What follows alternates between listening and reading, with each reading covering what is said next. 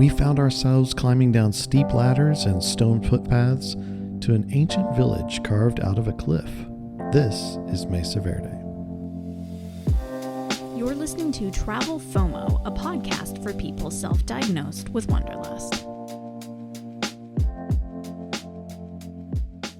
Welcome to the Travel FOMO podcast. We are in the middle of season 10 where we are talking about national parks, and I am here with my co-pilot and wife, Hillary. That's right. Although you were truly the only pilot on this adventure with our Airstream. Well, you were like navigator. Maybe navigator's more accurate. I was a navigator. I'm so good at it. Oh, man. You could plug stuff into the GPS like nobody's business. Nobody's business. Well, we are excited to share with you another one of our adventures. We are exploring all kinds of national parks. If you've been listening lately, you know that we have been all through Utah and in the desert, before that out in California, and now we're making our way into Colorado. Finally. Oh my gosh, we were so ready for some cooler weather at this point. Yeah, we were definitely over the desert. I think any kind of irritability that we had with heat really drove home when we were in Page, Arizona, and that just hung out in Moab, Utah as well. And so we were definitely ready for some higher altitudes and colder temps. Exactly. And this was a great little next step. It was like part desert, part mountains. Yeah, especially the way that we kind of broke it up, because we came in from Arches National Park in Utah. Mm-hmm. And before we could get to Colorado and Mesa Verde, as we were packing up, we noticed that we had a flat tire on our trailer. Yeah, which was great. If you listen to the last episode, you know that's kind of where we left things off. And we were headed out of town, and we're like, well, we've got plenty of time. We will get the tire fixed and then be on our way. Except we were traveling on Labor Day. Yeah. And that meant that every tire shop in all of Moab was closed. Yep. All of them. We went to like 3 or 4, and so we were like, okay, well, we're just going to have to try to make it. What you going to do? Yeah. And the tire was holding a little bit of pressure, and we had a compressor with us, so we're like, okay, well, we're just going to give it a shot. And that was so brilliant, by the way, that we had that. There were so many different I felt like there were gadgets, just a ton of gadgets that we needed to get to live in this Airstream. And every time you said you added something to Amazon list, and I was like, oh my gosh, that's another $200. Are we sure we need that?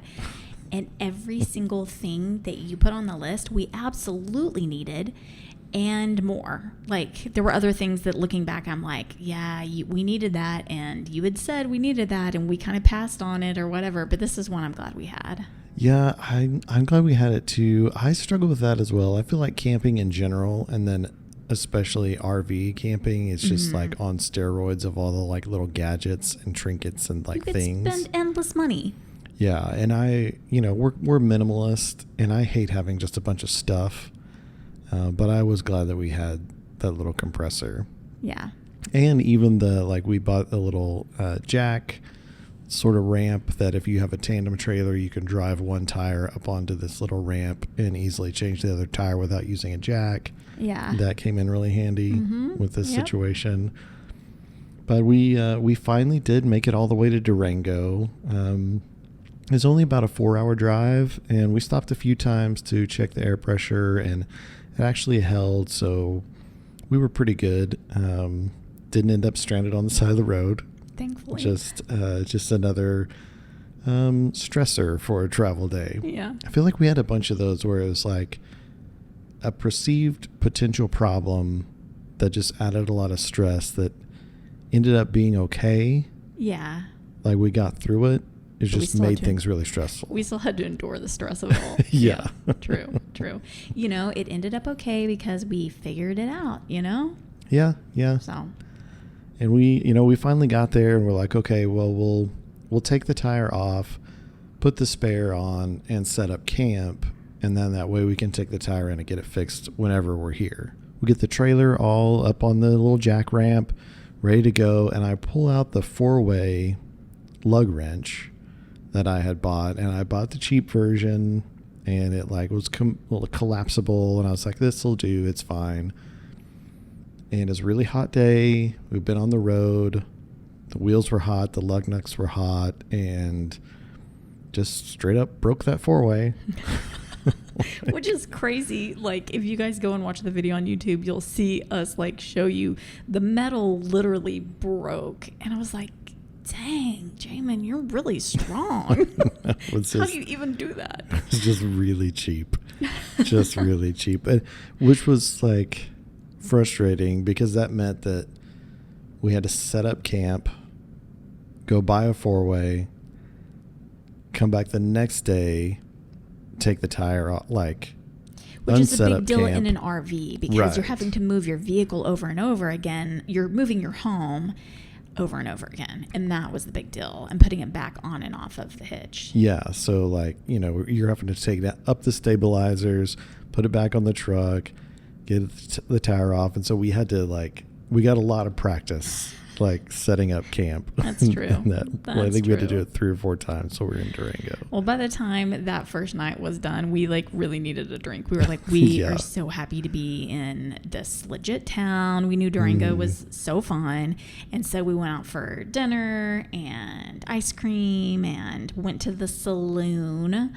If you've been to Durango, you probably could not help yourself and had to go into the Diamond Bell Saloon. Yeah. It's kind of fun. It was a fun place. They've kind of got a Wild West theme going on in there, complete with like piano player, like live piano player. Yeah. Like it was pretty fun. It was really cute. Yeah. It's like very like a classic old saloon with like the piano player with like the legit what do you call it, like the pianos with the high I'm gonna butcher it and my mom's gonna be so disappointed, but like a tall piano, and the bartenders were all dressed up, and there were most of the the average age in there was probably 75. Yep. But we just jumped right in there and enjoyed them.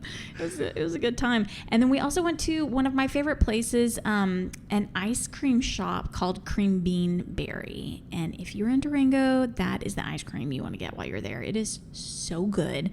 And I've only been there a handful of times, but every time I've just thought it was incredible. So the next day we did go to Mesa Verde National Park, which was one of the big reasons that we wanted to stay in Durango in the first place. It's about an hour and a half outside of Durango. And we found out while we were there that it is actually a UNESCO World Heritage Site, and it was America's first. Along with Yellowstone National Park, those two at the same time were America's first UNESCO World Heritage Sites. We love that. Yeah, which I thought was really cool. If you listen to our Europe travels and those seasons of Gap Year, you'll know that we loved exploring UNESCO World Heritage Sites, and we knew if a place was marked that way that we were probably going to like it, and this was the same. Yeah, very cool. And, there's a myth that kind of people seem to tend to believe, and I actually did believe as well, about Mesa Verde, and that was that the people who lived there disappeared, and that we don't actually know what happened to them. Yeah. And we actually know a lot about them, and you and I got to learn a lot while we were there. These are ancestral pueblo people, and they didn't disappear. Over the course of a couple generations, they decided to migrate to New Mexico and Arizona, and that was because of droughts and different things that they were experiencing in Mesa Verde. And so that's why we don't see, or that is why we see all those Pueblo-style homes in places like Santa Fe, which makes so much sense because the piece of people from Mesa Verde who used to build their homes out of rock, and that's what they knew, they ended up in Santa Fe, so they built their homes out of rock, the same, kind of concept. So yeah, it is really cool to see because there's actually, I think there's over 600 cliff dwellings in Mesa Verde, and they're just built into the sides of these cliffs. Yeah. And because they were just abandoned, like the people just moved away, like you said, they're still very much intact. And I feel like especially for America, it's so rare for something that old, because a lot of the Native American peoples didn't build large structures. Yeah. And they weren't destroyed by war or torn down or anything like that. They were just they moved away one day. Mm-hmm. And it's really interesting to see just because they're all still there. Yeah. Yeah. And it's so fascinating how they lived as well. It's kind of crazy. And you hear us using the term cliff dwelling, and it's literally just what it sounds like. It's a village built into a cliff, built out of a cliff, kind of. Mm-hmm. It's kind of crazy. And the other thing that I thought was so fascinating, that at the time, these people really, they kind of had outlawed the idea of documenting their lifestyles. So their whole world, like, while they knew it and they passed it down verbally to each other and they taught it to each other, they didn't allow themselves to write it down and document it. So that's why we don't know as much, or maybe it kind of seems a little mysterious. Right. Because that was not part of their culture and not okay. And so it's very intentional that there are no writings about them or about Mesa Verde.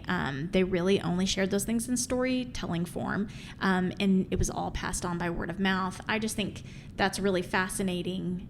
Yeah, I mean, and then the idea that like storytelling is so important to different cultures, and we talk about it's kind of a buzzword right now, but it's really, really important.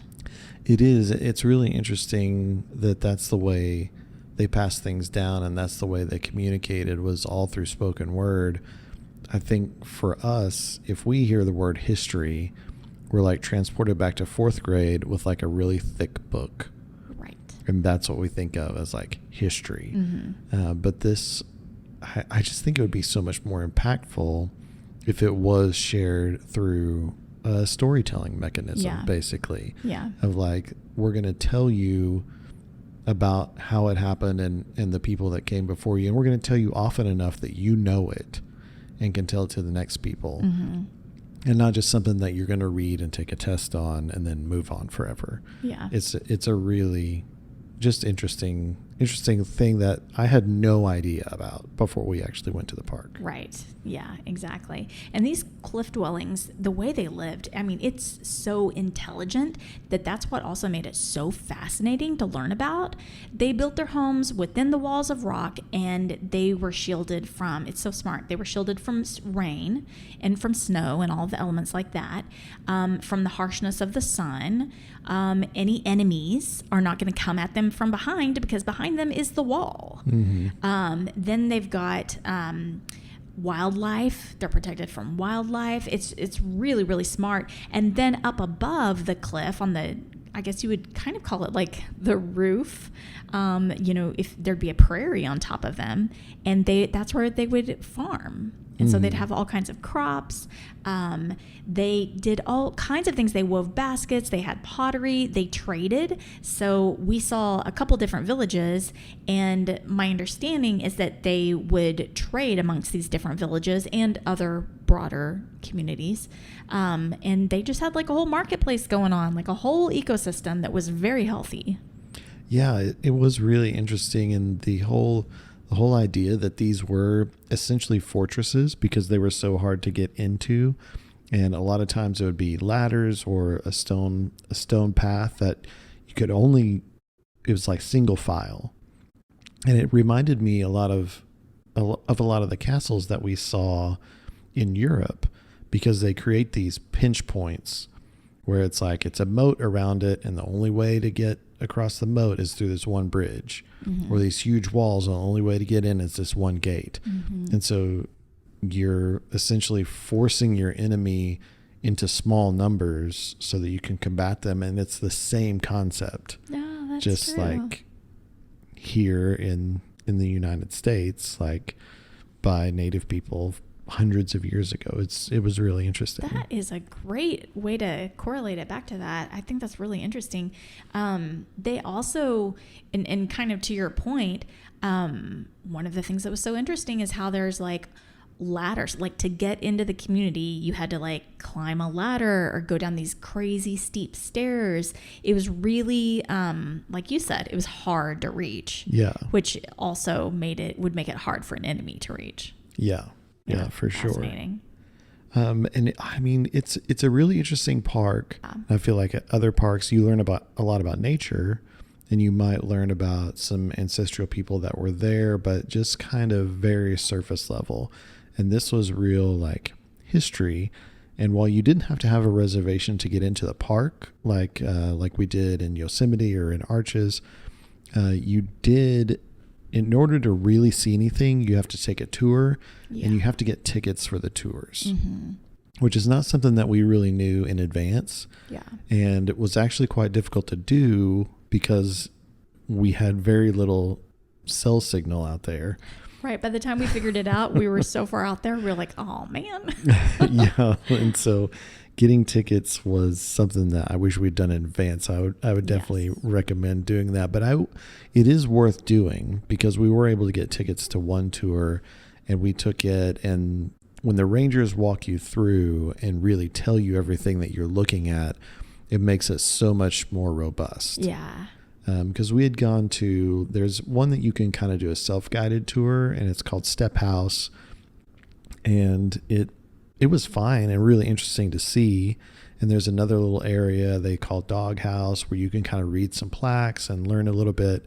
But we took the Cliff Palace tour, and where there were 3 rangers, one at the kind of the beginning is going to tell you what you're about to see, a little bit of the history, another ranger kind of middle way through, and then one at the end. They just sort of walk you through different aspects of what you're looking at. And I thought it was really, really interesting. I wish that we had been able to take another tour as well. Yeah. But we did Cliff Palace, which is the iconic one. Like, it's the big image that you see of Mesa Verde. And you can go out on our YouTube and take a look at it. We got some good footage of it there. But I wish we'd gotten to take more because it was really good. Yeah. It's kind of a different park as well, because when you're driving around, there's not as much to see. Right. Just from your car. You really have to be prepared to either take a short hike, which the hikes aren't hard, but you do have to be prepared to get out of your vehicle, take a hike. If you do go on one of those tours, you need to be able to climb up and down ladders and staircases. Yeah. And so kind of make sure, if you have accessibility needs, just make sure that you check for, what the requirements are and what they're capable of accommodating. But it's definitely worth it if you can make it happen. Yeah. Another couple things to remember. It does get really hot. So if you can take your tours in the morning, I'd recommend that. Of course, we were there in early September, so we kind of expected it to be hot. Wasn't that big of a deal. But it's Colorado, and I think people could be surprised by that. That's true. That's a good point. It was pretty hot that day. Also, they've got a couple of places where you can stop, and there's a little restaurant and stuff, but there's not a ton out there. Yeah. So you'll want to bring water for sure. Bring some food and snacks. You'll want that kind of stuff, just because there's just not a lot building-wise currently out there for you to take advantage of. Yeah. Well, and the layout of the park is so interesting, too, because it's kind of Y-shaped. And for me, that was just like, once I looked at a map and realized that, I was like, oh, interesting. So you're not going to do a loop or anything like that. You're going to need to drive all the way down one leg of it and all the way back up that leg and then all the way back down the next one. And so just kind of be prepared for that as well. But it's definitely worth it. And especially if you're staying in Durango, it's a great one-day opportunity to see another national park. Yeah, and we only took the one day, and I think if we had been able to get reservations for another tour, it would have been perfect. I don't think we needed any more time than what we did. So it is a really good one-day kind of park. Yeah, totally agree. But we needed to get back and take care of some vehicle business shenanigans. We had to get with Firestone ASAP, and so that was even a challenge because we were like dealing with those issues and at the same time trying to make the most of our days that we had there. So we were like hauling ourselves out to Mesa Verde, and we got out there, and by the time we could we start our days really early, especially in light of the heat and different things. And so we had to wait till we got all the way out there before we could call Firestone. And I remember being like, oh my gosh, now we don't have a cell signal. I was like, just one of those things. That was the hardest thing for me to adapt to in kind of this part of gap year for us. The national parks just, they just don't have cell service. And you got to get over it, but it took me a while too. It's surprising how much of the world, like, I think we started depending on our cell phones, and then businesses adapted to that, to where now everything functions online and through your cell phone. And so when you don't have access to it, it's surprising how hard it is to do anything. Right. Yeah, exactly. Anything. Well, and so we were able to get in with Firestone eventually, and they set us up for the next day. And so the next day we had to like take the flat tire off of the Airstream, but we also needed new tires on the truck. Mm-hmm. So we're like, we're going to knock it all out at once. So we went down to Firestone. They basically kept the vehicle, and we had to like just walk around Durango on our bare feet. No, we had to walk around and like just kind of make the most of it, which wasn't that big of a deal, because I think it was like 1.5 miles, almost 2 miles, to kind of get down to where we wanted to go for the day, to make the most of one day. And that was the depot where they have the steam train leave from. Yes. And so we did take a train ride, which was a nice day to see a bunch of stuff when you don't have a vehicle. Mm-hmm. And it is actually the #1 scenic train in the country. And it's a train that goes from Durango, and it will go all the way to the old mining town of Silverton. We didn't get to take the full trip because we needed to get back and pick up the truck before they closed. And we need to get back to Maggie and let her out of the trailer. Yeah. So we only got to go halfway, which is to Cascade Canyon. And so you can kind of do either one. We bought tickets to do the halfway, and it was really cool. Yeah. It's an old-fashioned steam train. Mm-hmm. There's a couple of different car options. Like, we had an interior car with windows that we could open and close, and seats. There's also sort of open air cars that you can take as well. It was a little chilly in the morning, but by the time we got going, I feel like the outdoor probably would have been just fine. But we were inside. It's beautiful scenery the entire way. I was a little surprised at how slow the train went, which at first you're like, I don't want a train to go slow. I want a train to go fast. But when the point is seeing all the beauty of this canyon the entire way, you're really thankful that it's going slow, because you're really able to take it in. We got some great footage. I just really enjoyed it. And there were a ton of people there, families. There was an older couple that sat right in front of us that we met and talked to for a little bit. But everybody there seemed to really enjoy it. Yeah.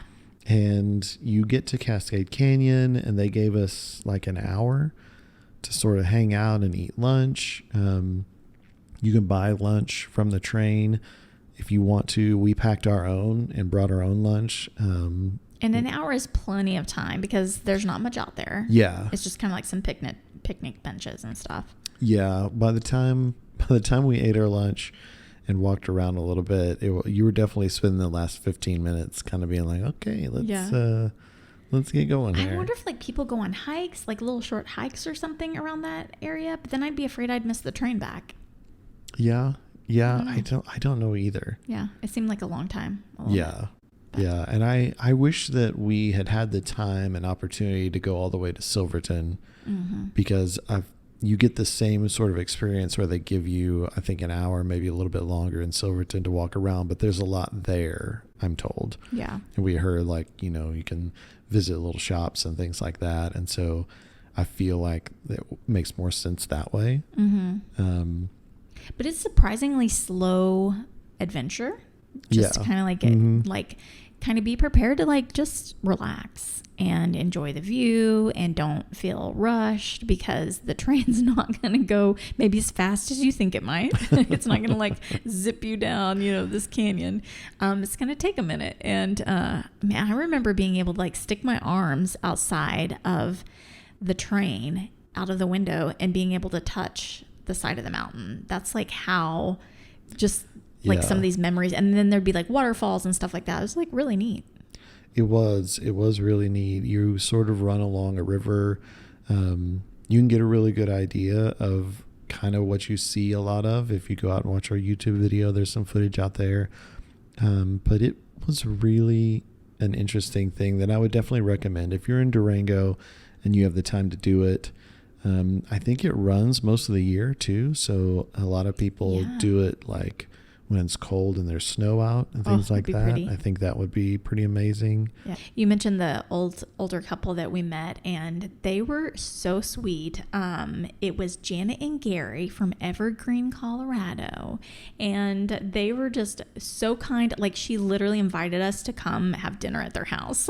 She was like, "You should come through when you're coming to Denver. Come see us." It was really, really sweet, and she just told us their life stories. Like, it was just so sweet, and that's the kind of time that you do have on a train like that. Like, you can get to know the people around you, really enjoy each other, and I felt like they made it a better experience for us, and hopefully we made it a better experience for them too. So that was fun. One of the things that we really wanted to do but didn't get to was whitewater rafting. Oh, man. Yeah. So we've been before. We loved it. We actually went in Salida, Colorado, where your brother lives and his family. And we just loved it. And we've really, really wanted to go again. And we thought this would be a great opportunity. But with the timing of things, their river trips were really condensed to just a few days a week because we didn't realize that it was sort of out of season. Yeah. So if you imagine Colorado and all of the snow is melting off of the mountains and creating, a lot of water in the rivers, well, that happens in the spring. Right. And so we're there sort of end of summer, fall. Things are drier, the rivers aren't as deep, and so we just didn't have the opportunity to do it. Would definitely love to go back May, June timeframe and get to do some river rafting, which is supposed to be great there, and I imagine it really would be. Yeah, I think that'd be really fun. Well, and if you're like me, you could get a haircut, which was fun. Like, I thoroughly enjoyed getting a haircut. It's funny because when you're on the road, like, sometimes you just have to get things like that done. Yeah. It would just at random places. And I knew Durango well enough to know that, like, okay, they're gonna have a decent salon there. So Kim from Lemonhead Salon cut my hair, and she did a great job, and I just loved it. It's just kind of a fun random thing that you get to do sometimes when you're traveling all the time. Yeah. I have to say, Durango is beautiful in the winter, and I've gotten to go there. My family's been there a lot more than me, actually. My mom's side of the family loves Durango. But I actually went there in March 2020. So you can imagine COVID had hit really hard, and the whole world was shutting down, and I was just making my way through. I'd been in Arizona with my brother and my sister-in-law Ashley and my niece and nephew, and we were making our way to Colorado, up to where they lived in Denver, and I couldn't even make it that far. The snow was so intense. I had wanted to hit up the Grand Canyon, so we kind of went separate ways for a hot minute. And then I ended up in Durango in the middle of a snowstorm with this little puppy here, Maggie. And we were all hunkered up in the Holiday Inn there, and it just snowed and snowed and snowed, and it was beautiful. And I mean, all of Durango just looks incredible in all that snow. And but then I tried to make my way out of Durango, and it got a little sketchy. And I was in this tiny little car and ended up having to divert. And I called my dad. I was like, Dad. I called my dad and I called my brother Lamar. And I was like, okay, I'm trying to make my way up to Salida where Lamar and Ashley were, and trying to figure out the best path. And they were just like looking at maps with me, and we're just like, yeah, no, that's not happening. I'd even bought snow chains. I was like, I'm going to like do this. I'm going to be prepared.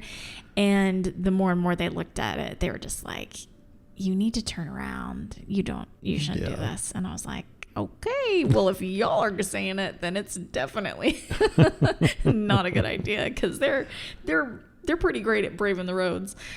So yeah, but it was really fun to see Durango in the winter, and would love for us to go back and do like Silverton, the train to Silverton in the winter, I think would just be really magical. Yeah.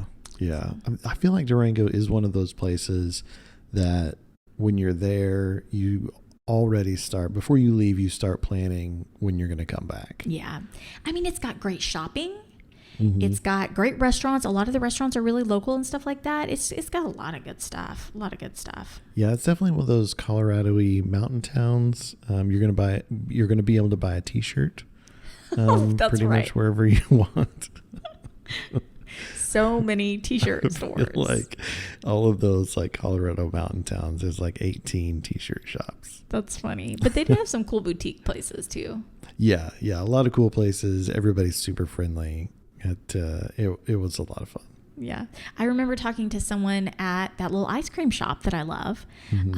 And just to repeat for you guys, the ice cream is so good. I'm going to say it one more time. It's called Cream Bean Berry, and it is so good. And get like the cheesecake, the raspberry cheesecake, I think is what it is. It's so good. But I was talking to somebody who worked there one time, and when I came in, and she said, "Where are you from?" And I said, "Dallas." And she said, "I was going to guess Dallas," or something like that. Like, yeah, I could have guessed it. I was like, "Really?" And she said, "Oh yeah, we've been named the worst dressed city in America," and was so proud of like how earthy and just like, laid back they are. And she was like, "You definitely don't look like you're from here." And I thought that was so funny, but I also loved how they own it, right? Like it's their thing. They're like, right. We're cool. We're fine with that. Like we don't care. We're a mountain town. And so anyway, I think that's kind of fun. It tells you a little bit about their personality. Yeah. Everything is super local, restaurants, breweries, all that kind of stuff. Like it has its own flavor, and it's really good. And they're all really proud of it, and they should be. Yeah. I love it. Okay. Well, any last thoughts on Durango and Mesa Verde? Go check it out. Like go stay in Durango for sure, and like work Mesa Verde into your plans.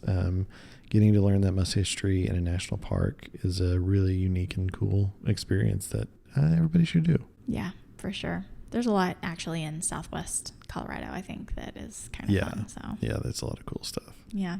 Okay. Well, next up in our next episode, we are going to be going to Denver and the Rocky Mountain National Park. And this is going to be wrapping up our national park series, but the season on national parks, but it's not actually the last national park we'll be hitting. Yeah. We just kind of hit a bunch of them all at once, and so it's kind of the theme right now. But we've got a couple others coming down the road. Acadia National Park, one of your favorites, is going to be coming up in next season. Smoky Mountains, Shenandoah. Yeah. Mm-hmm. Yeah. A lot of good stuff. If you'd like to keep up with us between now and when the next episode drops, you can do that on all of our social media platforms. We're on Instagram, TikTok, Facebook, and also our YouTube channel is out there if you want to see a little bit of what we're talking about.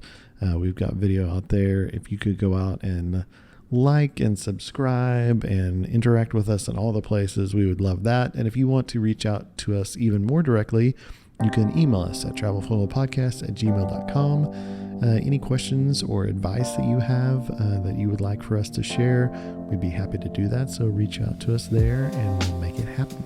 Okay, guys. Well, that is a wrap for this episode. Just remember that life is short. Wander well.